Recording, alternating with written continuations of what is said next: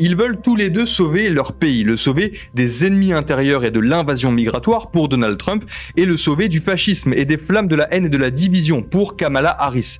Sur le fond, tout les sépare, et pourtant les derniers sondages de la présidentielle américaine 2024 les donnent au coude à coude. Alors pourquoi ce scrutin n'a-t-il pas encore basculé d'un côté ou de l'autre? Son issue est-elle vraiment impossible à deviner? À quoi doit-on s'attendre lors de cette dernière ligne droite de campagne présidentielle américaine? On en parle avec Sonia De La Salle-Stolper, chef du service international, et Isabelle Anne, ex-correspondante aux États-Unis, notamment sous la présidence de Donald Trump. Et ma première question que j'aimerais vous poser à toutes les deux, c'est d'abord de savoir ce que nous disent les derniers sondages. Ils nous disent qu'on ne sait pas qui va gagner cette élection et que les deux candidats sont au coude à coude. Oui, en fait, on a un tableau qui est complètement illisible à moins d'une semaine du scrutin, puisqu'on a des sondages au niveau national où il n'y a même pas un point d'écart entre Harris et Trump. C'est 49-48 en gros. Et comme je pense les gens qui nous suivent le savent, de toute façon, les sondages nationaux ne veulent pas dire grand-chose vu la structure du vote aux États-Unis. Je me permets de faire une micro-pause pour vous encourager à vous abonner à notre chaîne YouTube. Ça vous permettra de ne rater aucune de nos prochaines vidéos. D'ailleurs, si vous appréciez nos contenus, vous pouvez les liker et les partager. Et puis dans l'espace commentaire, vous pouvez aussi nous glisser des idées de sujets que l'on pourrait traiter à l'avenir. Je ne vous dérange pas plus longtemps et je vous laisse avec Sonia et Isabelle pour discuter de l'élection présidentielle américaine. Et ce qu'on sait aussi, c'est que dans les 7 États à bascule, les fameux swing states, on est aussi dans la plupart, à part 2 ou 3, et selon les sondages, mais on est dans la marge d'erreur entre Kamala Harris et Donald Trump. Avant de revenir sur ces swing states dont on parle beaucoup, qui pourraient être cruciaux pour l'issue de ce vote, ma question aussi par rapport à ces sondages, c'est est-ce que c'est habituel d'avoir des sondages aussi serrés à la J-6 maintenant de l'élection? Je sais que dans l'histoire moderne des États-Unis, parce qu'on n'avait pas évidemment des outils de sondage aussi perfectionnés qu'aujourd'hui. Donc, avec les élections avec lesquelles on a le droit de comparer, non, on n'a jamais eu une élection aussi serrée, d'autant plus à ce stade aussi proche du scrutin. Et après, il faut peut-être préciser aussi que les instituts de sondage ont radicalement modifié leur méthode de rassemblement des voix de probabilité, etc., après le gros échec des sondages des dernières élections, et notamment de celle de 2020. Donc, en fait, ils ont revu leur méthode, et le problème, c'est qu'on ne saura pas si leurs nouvelles méthodes sont correctes ou pas avant le résultat des élections. Et qu'est-ce qui a changé concrètement dans ces méthodes? Alors, c'est super compliqué. Ouais. Il y a des choses il y a effectivement toute une partie qui est un peu complexe, mais ce qu'on peut raconter, c'est les grosses erreurs qui ont été commises en 2016 et 2020, mais surtout 2016. C'est l'absence de prise en compte. En fait, les sondages sont très forts pour comparer avec les votes précédents. C'est ça les datasets qu'on a, c'est ceux qui ont voté avant. Par contre, ceux qui n'ont pas voté avant et qui vont se mettre à voter cette fois-là, il n'y a pas de contrôle sur eux. Et donc en 2016, il y avait eu une grosse... plus à l'époque, il y avait tout un stigma autour du vote pour Trump, un peu l'équivalent du vote extrême droite en Europe. Qui n'existe plus aujourd'hui. Les États-Unis, les Américains qui votent Trump le revendiquent tout à fait fièrement.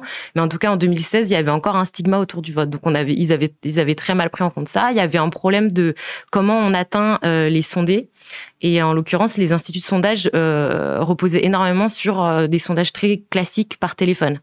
Or, tous les gens qui sont pas chez eux, comment on les sonde, voilà. Donc là, aujourd'hui, par exemple, ils utilisent beaucoup de méthodes en ligne ou par SMS. Il y a énormément de sondeurs qui disent que c'est une façon beaucoup plus rationnelle et exhaustive de faire participer tous les profils. Donc, par exemple, ça, c'est quelque chose qui a et ils ont changé aussi les calculs algorithmiques justement pour changer certains biais qu'ils avaient sur le vote. Il y a une question dans le chat sur les échecs de 2020.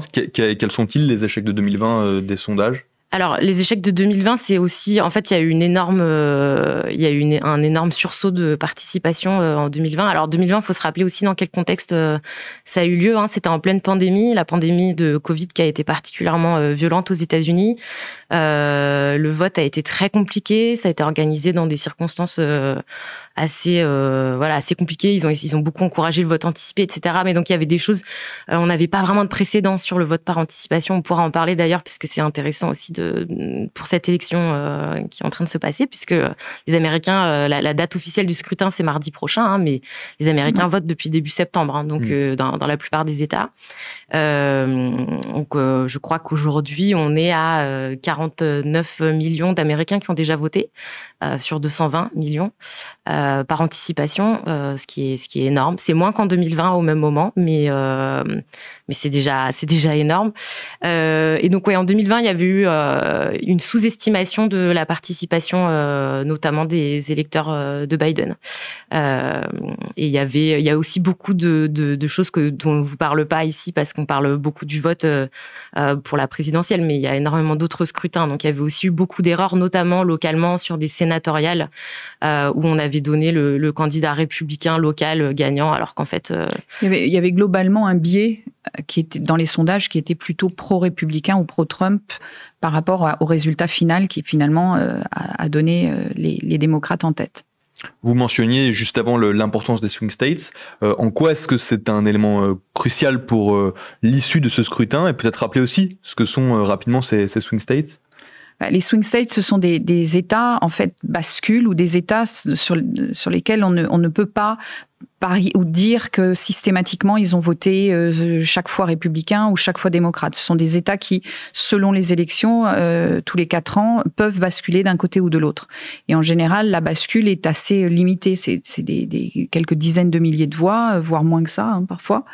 Donc en fait, c'est souvent sur ces États-là qui peuvent varier en plus en fonction des élections, mais ce sont sur ces États-là que les candidats se focalisent parce que c'est là qu'il faut qu'ils rassemblent un maximum de voix, un maximum de grands, enfin qui permettent de faire élire un maximum de grands électeurs, qui eux vont leur permettre ensuite d'accéder à la présidentielle, enfin au siège présidentiel.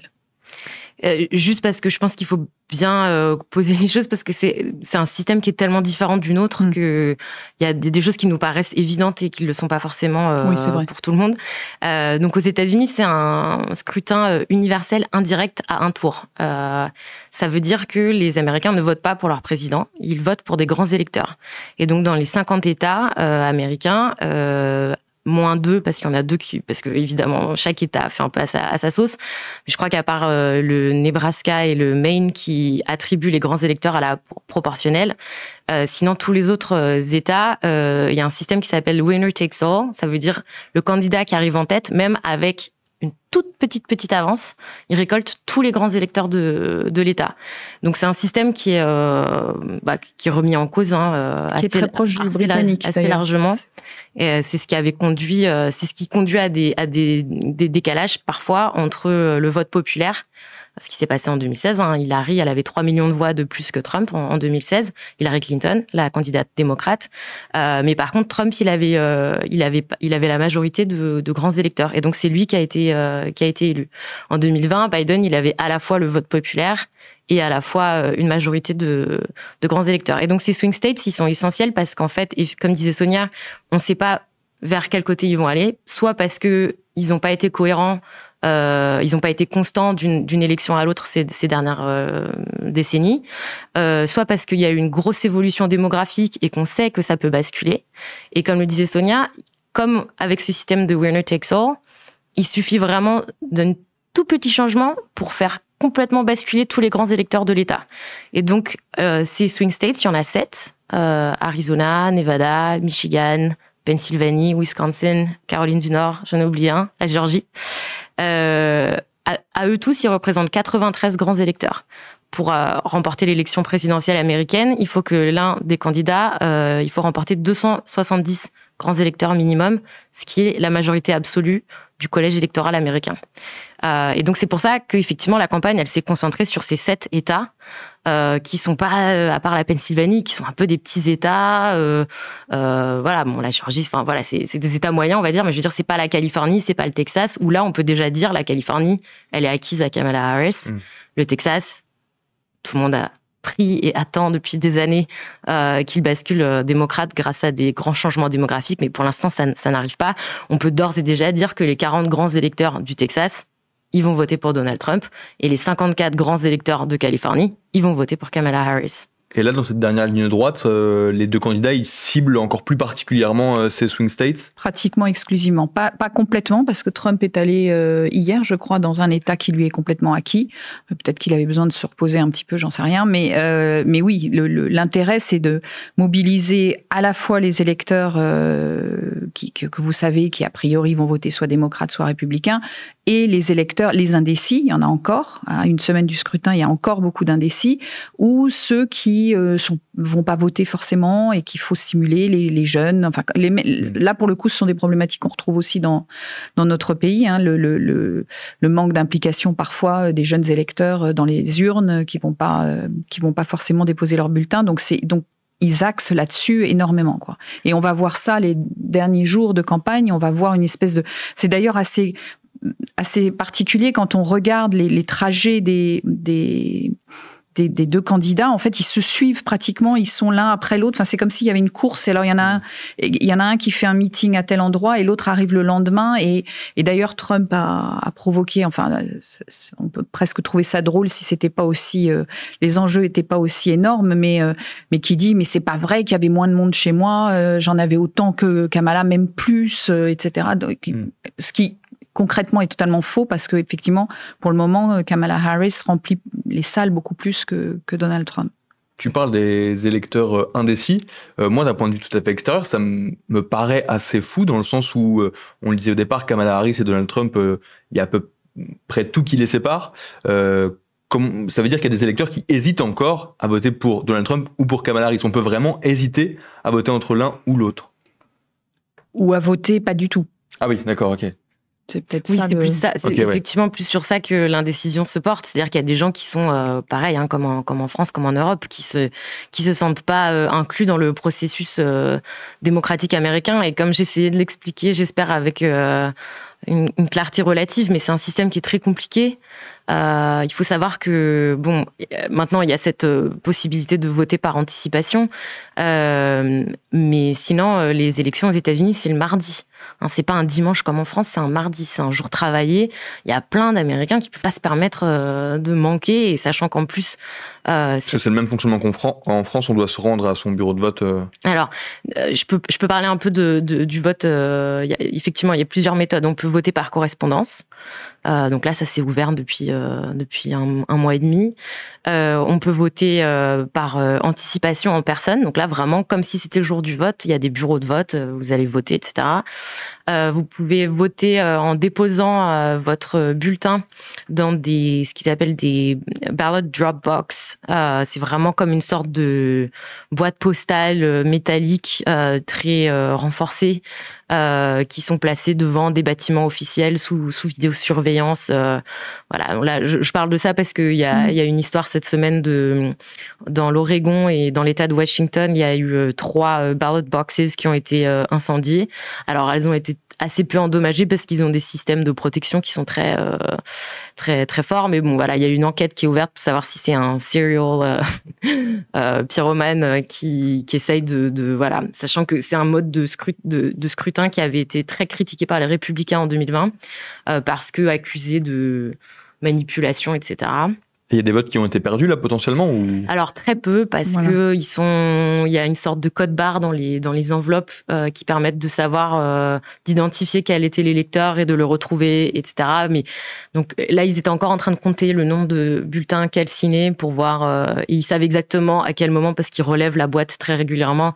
Donc ils savent exactement à quel moment les bulletins qui ont été déposés, à quel moment les gens sont venus voter. Donc ils peuvent recontacter les gens pour leur dire au fait voilà. Donc a priori, il y aura très peu de voix, mais ça peut un peu effrayer les gens de se dire ah ben non mais moi je vais pas voter de cette façon-là. Et ensuite, il y a la façon classique de voter, c'est-à-dire mardi, ouverture des bureaux de vote selon si c'est une petite ville ou une grande ville à 8h le matin jusqu'à 19h, 20h selon encore une fois la taille de la ville. Et là vous défilez. Alors ce qui est différent dans la manière de voter des Américains, c'est que c'est dommage, enfin, on peut pas vous montrer, mais le bulletin de vote aux États-Unis, c'est un grand délire. Ça fait à peu près ma taille, debout, parce qu'en fait, ils votent pour énormément d'élections en même temps. Ils votent pour la présidentielle, ils votent si il y a un tiers du Sénat qui est renouvelé en même temps, donc si c'est le cas de leur État, ils vont voter pour leur sénateur. Ils votent pour leurs représentants à la Chambre des représentants.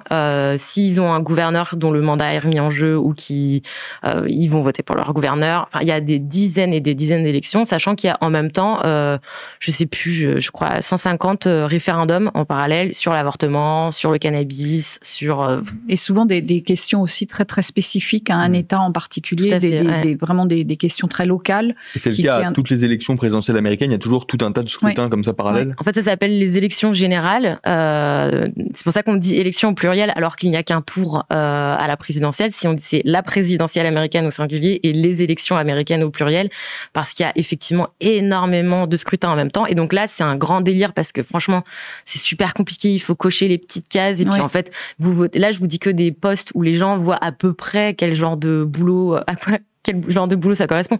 Mais il y a aussi le secrétaire d'État, je sais pas, le gouverneur adjoint. Ils peuvent voter pour le shérif, ils peuvent voter pour les juges, ils peuvent voter. Enfin, il y a énormément d'élections et c'est pas la même chose d'un État à l'autre. Donc voilà, je faisais cette longue digression pour dire que c'est très compliqué, ça prend beaucoup de temps. Il faut vraiment vachement s'informer pour voter à toutes ces élections en même temps. Et donc, parmi les indécis, tu t'étonnais du fait qu'on soit indécis avec des profils effectivement complètement à l'opposé.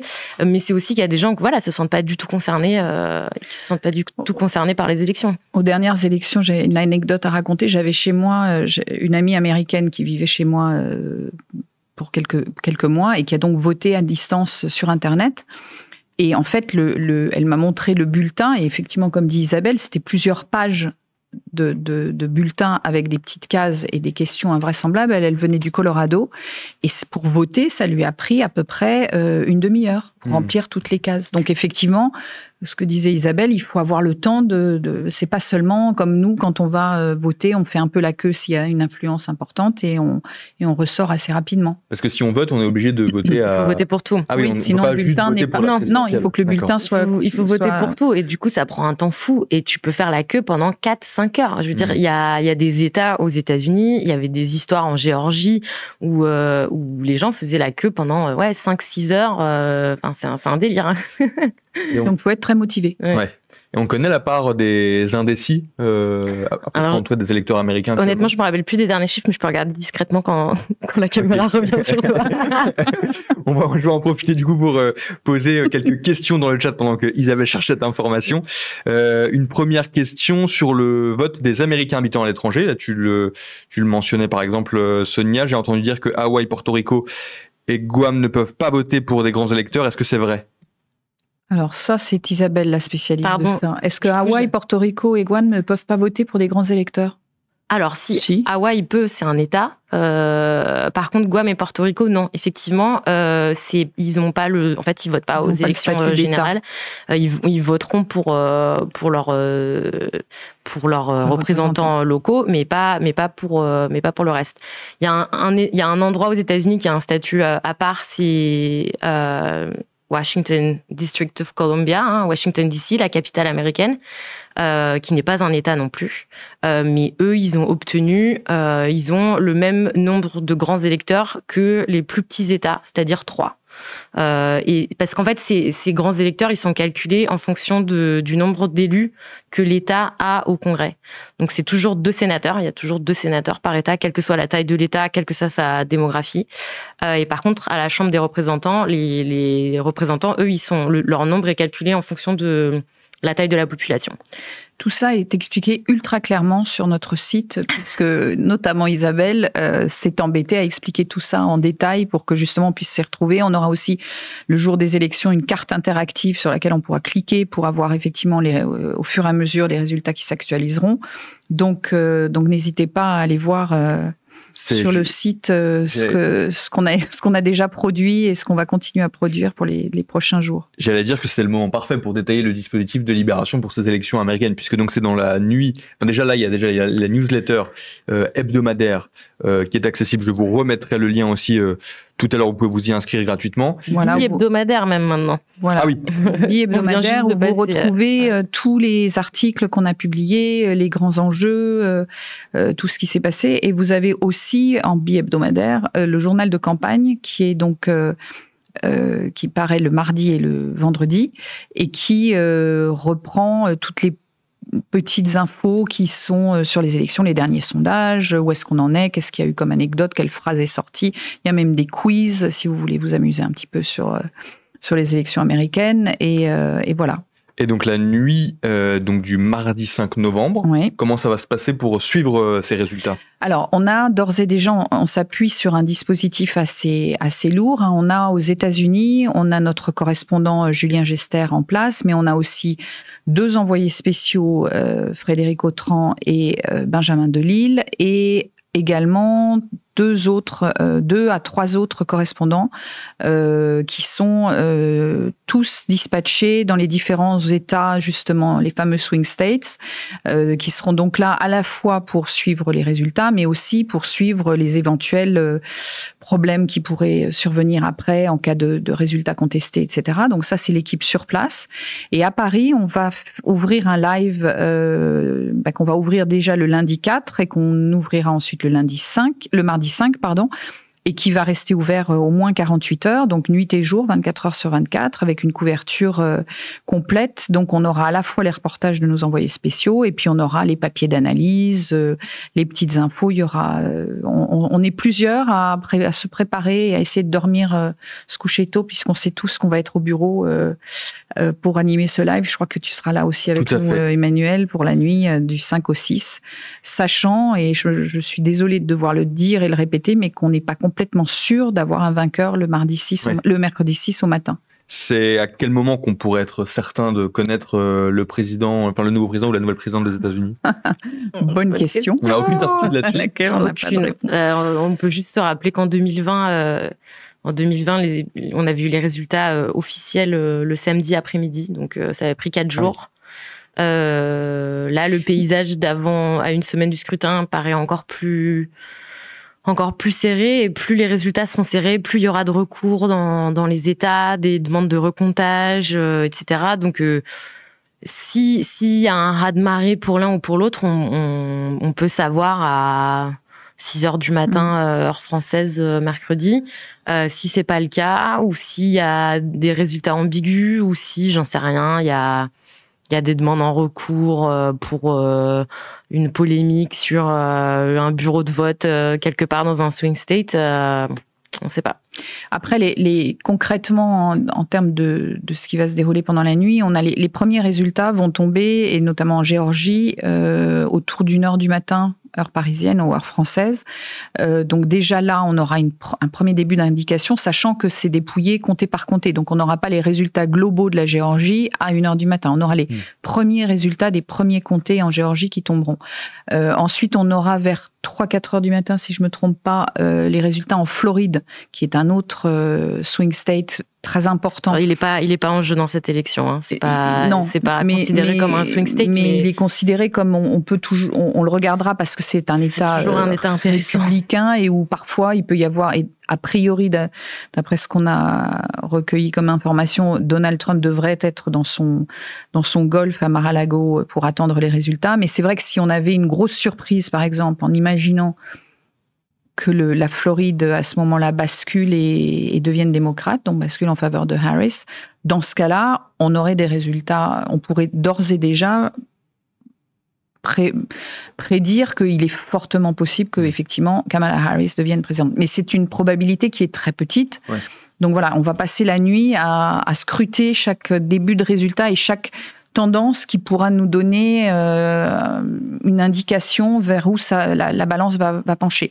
Mais on peut se retrouver, comme dit Isabelle, on peut avoir une énorme surprise avec, effectivement, les sondages se sont plantés, donc la marge d'erreur ce qui est intéressant avec cette histoire de marge d'erreur de 1-2 points de différence, c'est qu'en fait, on est dans la marge qui veut dire que ils peuvent avoir tout faux. Et qu'en fait, finalement, il peut y avoir 4 points ou 5 points de différence pour l'un ou l'autre des candidats. Et dans ce cas-là, on se retrouve le 6 au matin avec, a priori, un président. Après, il y aura peut-être des recours et l'un qui dira c'est pas juste, il faut recompter, machin, mais on aurait peut-être un président. Mais il est aussi est pour le moment assez probable qu'on se retrouve avec... C'est très serré, ça reste très serré et on n'a pas de résultat définitif et ça peut durer plusieurs heures, plusieurs jours. Effectivement, la dernière fois, ça avait duré 5 jours. Sachant que, comme on en parlait tout à l'heure, il y aura déjà beaucoup de bulletins qui seront déjà, qui sont déjà dans les urnes aux États-Unis. Selon les États, ils ont ou pas le droit de les dépouiller. Avant la clôture des bureaux de vote le 5 au soir. Le problème, c'est qu'en Pennsylvanie, les républicains qui essayent de préempter tout ce qui pourrait rendre l'élection lisible et claire ont empêché le fait de dépouiller par avance. Donc la Pennsylvanie, qui est le plus gros swing state, qui a 19 grands électeurs en jeu, la Pennsylvanie peut pas commencer à dépouiller par avance. Donc, par exemple, la Pennsylvanie, on n'a aucune idée de quand les résultats vont tomber. Et c'est un État extrêmement serré et extrêmement stratégique. Donc, est-ce qu'on va être suspendu au résultat de cet État-là? C'est bien possible. As-tu trouvé la part des électeurs encore indécis? Enfin, Google a trouvé plus précisément 13%. Voilà. Okay. On estime à 13%, sachant que... Ça peut faire basculer l'élection. Ça peut faire basculer l'élection, sachant que à chaque fois, la question, c'est quand on dit indécis, on parle beaucoup des électeurs indépendants, c'est-à-dire qui sont ni enregistrés comme électeurs républicains, ni comme électeurs démocrates. Il se trouve qu'en 2020, les indépendants avaient voté en majorité en faveur de Joe Biden, et que cette année, c'est beaucoup plus difficile de lire leur comportement électoral. Donc, c'est probablement eux qui vont faire l'élection. Je vous relais une question du chat. Est-ce que le fait que Harris soit une femme noire peut lui faire perdre quelques électeurs? Très bonne question, sachant que c'est deux questions. Il y a deux choses à dérouler dans la question.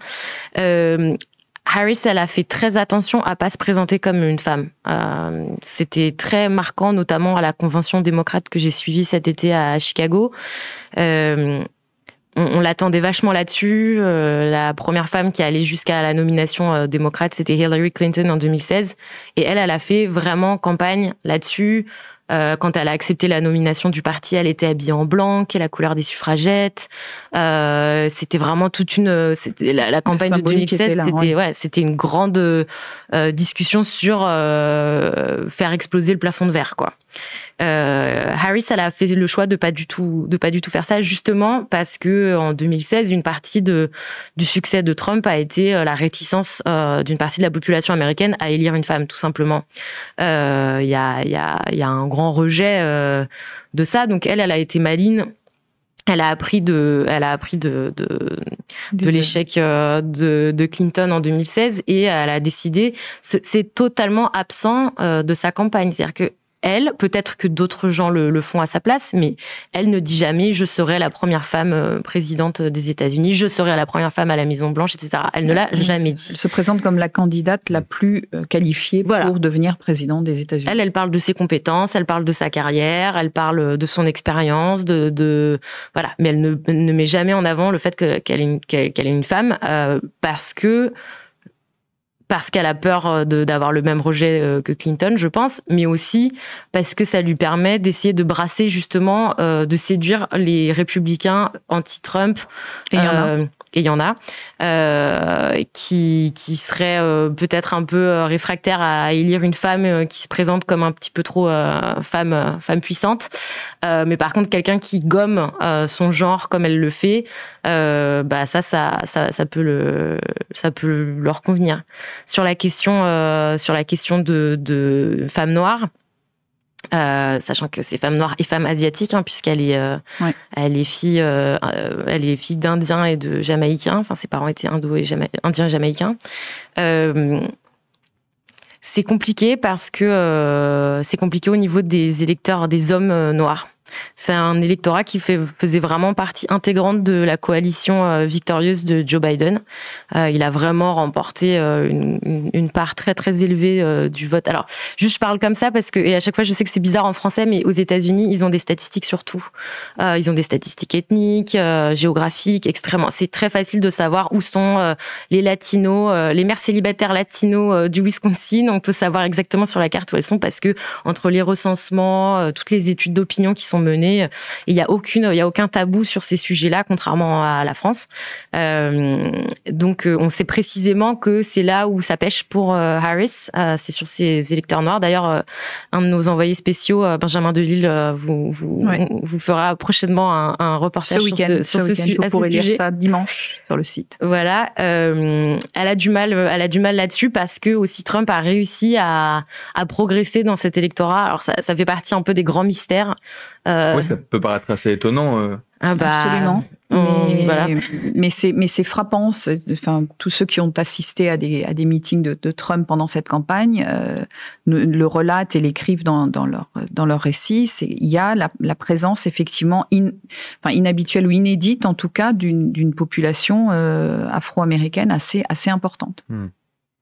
En parlant de Trump, ça me permet de revenir aussi sur ce qu'on disait tout à l'heure aussi sur l'acceptation ou non aussi du résultat de ce scrutin, avec une question dans le chat sur Donald Trump. Jusqu'où pourrait-il aller en cas de contestation du résultat en termes d'insurrection? Et même s'il gagne, est-ce qu'il peut très vite virer autoritaire ou pas? Alors, question à $1000. Ouais. Il y a plein de moments qui seront vulnérables dans les jours qui vont suivre et les mois qui vont suivre l'élection. Donc on peut établir un peu des scénarios de ce qui peut se passer si Trump gagne. Est-ce qu'il peut devenir autoritaire? Enfin, en tout cas, il en a les plans d'attaque, qui s'appelle Project 2025, qui est une sorte de feuille de route qui a été écrite par la Heritage Foundation, qui est un think tank ultra conservateur, qui lui a vraiment expliqué comment mettre au pas tous les fonctionnaires américains, comment mettre au pas le système judiciaire. Voilà, tout ça est écrit et après la question de est-ce qu'il prendra ce chemin-là s'il est élu ou pas, ça c'est un peu difficile à dire. Ce qu'on peut juste dire aujourd'hui, c'est que les garde-fous qui étaient présents en 2016 ne le sont plus pour la plupart. C'est-à-dire les garde-fous qu'il y avait au niveau du Parti républicain, ils ont tous perdu, ils ont tous été challengés dans des primaires par des candidats pro-Trump et ils ont tous perdu. Je veux dire, tous ceux qui avaient voté pour l'impeachment, les rares républicains, les 10 pauvres républicains qui avaient voté pour l'impeachment de Trump après le 6 janvier, ils sont plus à la Chambre des représentants. Ils ont tous, voilà. Dans son entourage, c'est la même chose. Il n'y a plus les garde-fous qu'il y avait avant. Donc voilà, encore une fois, ça ne préjuge en rien du président, du 47e président qu'il deviendrait. Mais en tout cas, c'est peu rassurant. Ensuite, s'il perd, il y a effectivement plein de scénarios possibles parce que, encore une fois, le système américain est extrêmement abscon et confus, etc. C'est-à-dire que il y a plein d'étapes pour en arriver. D'ailleurs, comme vous le savez, l'élection c'est le 5 novembre, mais le changement de président c'est le 20 janvier. Il y a toute cette période qu'on appelle le lame duck parce qu'on a un président qui peut plus faire grand-chose, mais le nouveau ou la nouvelle n'est pas encore en place. Et c'est cette période-là qui est très sensible. Et c'est ce qui s'est passé aux dernières élections. C'est comme ça qu'on est arrivé en 4 mois, même pas 3 mois, à l'insurrection du 6 janvier. Parce que ce qui se passe, c'est qu'il y a des moments de certification des résultats. Donc on pense que au niveau des comtés, comme il y a beaucoup de election deniers, donc les gens qui ont refusé d'accepter les résultats de 2020, qui se sont fait élire dans ces instances-là, c'est les instances qui vont devoir certifier les résultats. Donc eux, par exemple, ils peuvent refuser de certifier la victoire de Kamala Harris dans leur comté. La même chose se passe au niveau des États. Il y a tous les grands électeurs qui se réunissent le 17 décembre, je crois. C'est mi-décembre, on va dire. pour certifier les résultats. Donc là, il peut y avoir du grabuge aussi à ce moment-là. Et ensuite, il y a le 6 janvier 2025, où là, c'est la certification par le Congrès de l'élection.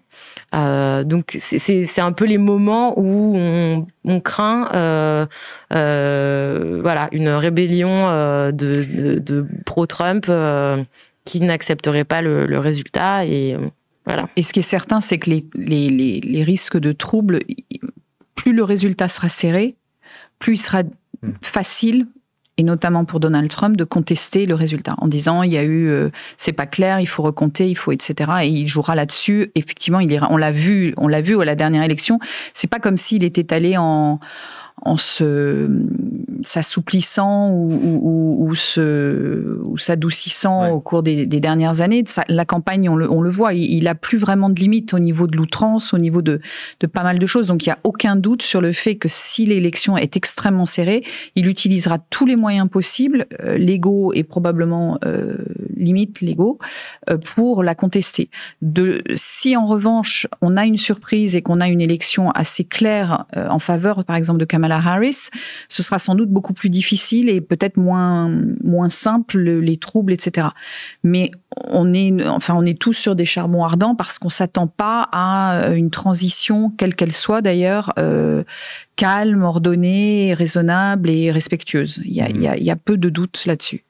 Tu parles d'un Donald Trump qui ne s'est pas assagi ces dernières années, ces dernières semaines. La campagne présidentielle américaine a aussi été assez impressionnante avec des événements, d'abord avec l'arrivée déjà de Kamala Harris, puis 2 tentatives d'assassinat quand même sur Donald Trump, d'autres événements ensuite. Comment se fait-il que cette campagne, elle n'ait pas fait basculer plus nettement ce scrutin d'un côté ou de l'autre, alors qu'elle a été quand même assez exceptionnelle, rocambolesque, en tout cas il y a eu beaucoup de choses, et pourtant elle ne semble pas avoir dessiné de vainqueur potentiel. Je vais laisser Isabelle développer, qui développera sûrement mieux que moi, mais sur ça, je pense que en fait, la campagne illustre ce que sont les États-Unis aujourd'hui, à savoir un pays profondément divisé et profondément polarisé, où chacun a l'impression d'avoir raison, et que son camp a raison, etc. Et finalement, ce qu'on a vu effectivement cet été, c'est que les variations, et quels que soient les événements qui ponctuent cette campagne, qu'ils soient dramatiques ou pas, chacun reste campé sur ses positions. Et en fait, c'est une illustration, je pense, de la division profonde du pays. C'est sûr que la polarisation, c'est une partie de la réponse qui a atteint vraiment une gravité assez dingue. C'est-à-dire, il y a beaucoup de familles qui se sont déchirées autour du vote et pour toujours. Moi, j'ai plusieurs amis dont c'est le cas, qui parlent plus à leurs parents depuis 2016. Maintenant, il y a autre chose, parce qu'effectivement, il y a eu beaucoup de rebondissements dans cette campagne, et c'est des rebondissements qui ont eu un impact sur les sondages, mais qui n'a pas été durable. C'est-à-dire qu'effectivement, il y a eu le débat catastrophique de Biden fin juin. Il y a eu donc là où Biden était complètement dans les choux et Trump était très largement en tête dans la plupart des swing states. Ensuite, il y a eu l'abandon de Biden. Non, pardon. Il y a d'abord eu l'assassinat, dans l'ordre. L'assassinat. La tentative. La tentative d'assassinat, d'où Trump s'est tiré comme un espèce de martyr, l'oreille en sang, le poing levé, fight, etc., qui a beaucoup galvanisé ses fans. Et puis ensuite, il y a eu l'abandon de Biden et le démarrage de la campagne de Harris, qui a été très, très puissante et super impressionnante à suivre. Parce que c'est là où on se rend compte à quel point le Parti démocrate est une énorme machine très, très bien financée. Donc elle a été portée par ce début de campagne avec le couronnement à la convention démocrate à Chicago, où là, elle faisait la course en tête assez nettement. Et puis ensuite, ça s'est essoufflé là depuis 2-3 semaines en fait. Ça fait 2-3 semaines que son avance a tellement diminué que, enfin, voilà, ils sont vraiment, c'est même plus au coude à coude là, c'est la même chose. Et donc pour moi, il y a des raisons effectivement profondes, il y a des raisons idéologiques indéniables. Il y a une chose qui est très importante pour les Américains, c'est qu'ils votent avec leur portefeuille. Et ils ont une lecture de l'économie. Je pense que le monde dans lequel on a vécu ces dernières années a été tellement compliqué, a été tellement violent que eux, ils ont un niveau de lecture qui est vraiment combien coûte mon plein d'essence, c'est combien coûte mon plein de courses à Walmart. Et faut se rendre compte qu'aux États-Unis, il y a vraiment pas de filet de sécurité de l'État, donc c'est vraiment, vous vivez avec ce que vous pouvez. Alors parfois très bien, puisque c'est un système qui permet à certains de très très bien vivre, et puis à d'autres pas du tout. Et ce qui s'est passé, c'est que l'économie post-Covid aux États-Unis, elle a connu une inflation très impressionnante qu'on peut pas du tout imaginer en France. Moi, je reviens souvent aux États-Unis et à chaque fois, je laisse passer quelques mois entre les deux, et à chaque fois, tout a pris 30%, 40%. Donc maintenant, elle est sous contrôle à tel point qu'ils ont réussi à enfin baisser les taux, mais à la Banque centrale américaine. Mais ça a été et ça a beaucoup fait souffrir les Américains, et ils ont les républicains et le camp Trump a réussi à faire cette petite musique de rappelez-vous à quel point l'économie elle était géniale sous mon mandat, à quel point le taux de chômage était bas, etc., etc. Le seul truc qui a fait foirer, c'est la pandémie, mais en gros c'est pas de notre faute, quoi. Et Biden qui est passé derrière et qui a épongé tout ça, qui a lancé d'énormes plans d'investissement avec un ruissellement qui est tout à fait palpable au niveau de plein d'États sur des secteurs très variés, allant des semi-conducteurs aux énergies renouvelables, au transport. Enfin, il y a vraiment eu enfin de grands plans d'investissement dans les infrastructures, ce qui était la grande promesse de Trump pendant tout son mandat, mais qu'il n'a jamais fait. Eh bien, eux, on les accuse d'avoir creusé le déficit, d'avoir fait couler l'économie américaine. Et vraiment, il y a un truc, on en reparlait avec Frédéric Autran, qui est un autre, qui était le correspondant avant moi et qui est en ce moment aux États-Unis. C'est à quel point le monde extérieur n'existe pas dans la tête de beaucoup d'Américains, hein, mais en particulier des républicains. Et quand on leur parle du fait que l'inflation, ça a été un phénomène mondial, qui a été énormément accéléré par la guerre en Ukraine, par des problèmes sur le transport maritime, il y a énormément de raisons, par la hausse du prix de l'énergie dans le monde entier à cause des répercussions de la guerre en Ukraine. Ça, ils n'entendent pas du tout. C'est-à-dire que pour eux, c'est la faute à Biden. C'est vraiment aussi simple que ça. Donc, qui est une intention idéologique, qui est un racisme profond, c'est vrai, hein, pour une bonne partie des électeurs de Trump, qui quand même, on n'en a pas parlé jusqu'ici, mais qui promet quand on parlait de ce que ce serait un tyran dès le premier jour, il a promis dès le premier jour de faire, d'expulser massivement les sans-papiers des États-Unis. Mais voilà, donc il y a ce fond-là qui probablement marque beaucoup ses électeurs et les pousse à voter pour lui. Il y a aussi la réalité de leur vie économique et d'une reprise qui a été plus ou moins favorable selon les États et qui conditionne leur vote pour Trump. Pour achever nos discussions, un petit mot peut-être sur les événements, les grands moments encore à venir dans ces 6 derniers jours avant les premiers résultats. Est-ce qu'il y en a? Est-ce qu'il y a encore des moments qui peuvent potentiellement faire basculer ce vote? Alors, qu'il puisse faire basculer le vote, ça, on ne peut pas savoir, parce que là, pour le coup, ce serait un événement dont on n'a pas, ce serait pas un événement planifié qui puisse faire basculer le vote. Donc, ce serait un attentat, une gaffe, une méga gaffe, un document qui sort subitement, qui montre que je sais pas quoi. Mais, et même ça, je suis même pas sûre, parce que quand on pense aux casseroles que trimballe Trump et que ça a en gros l'impact sur les intentions de vote à son égard ne varie pas. Après, il y a une série, évidemment, les candidats là vont. Il y a pas de période de carence aux États-Unis où on arrête de faire campagne pour un moment de réflexion pour l'électeur. Donc, on ne lui laisse aucun moment de pause. Donc, en fait, ça va être jusqu'au 5, au moment où vont ouvrir les bureaux de vote, que les deux candidats vont faire un marathon de meetings et de rencontres dans différents États, et notamment et essentiellement pratiquement les swing states. Et il y avait juste un point que je voulais juste soulever, si on veut regarder le verre à moitié plein, en parlant plutôt de Kamala Harris, du coup. il faut quand même souligner, en dépit un petit peu de la perte de la dynamique un petit peu qui avait été enclenchée au moment de sa nomination, le fait qu'avec une campagne qui a été réduite à en gros même pas 4 mois, qu'elle arrive à talonner, voire dépasser Trump à ce moment-là, c'est assez remarquable. Et c'est ce que dit Isabelle, ça souligne à quel point la machine démocrate est impressionnante. Mais c'est aussi une performance personnelle de sa part, puisque effectivement, jusqu'à présent, en tout cas, on n'a pas eu de dérapage incontrôlé ou de méga gaffe. Donc voilà, donc maintenant on est à ce moment-là et on attend... On tremble un peu et on stresse pas mal de savoir ce qui va se passer. On va faire tout de suite le chat, une petite pause, le temps que je libère Sonia et Isabelle, et ensuite je vous renverrai vers tous les articles de Libération là actuellement par rapport à cette campagne présidentielle américaine. Dis-moi Sonia. Sachant que demain nous serons avec une américaine à nouveau pour justement parler de les États-Unis au bord du précipice ou pas.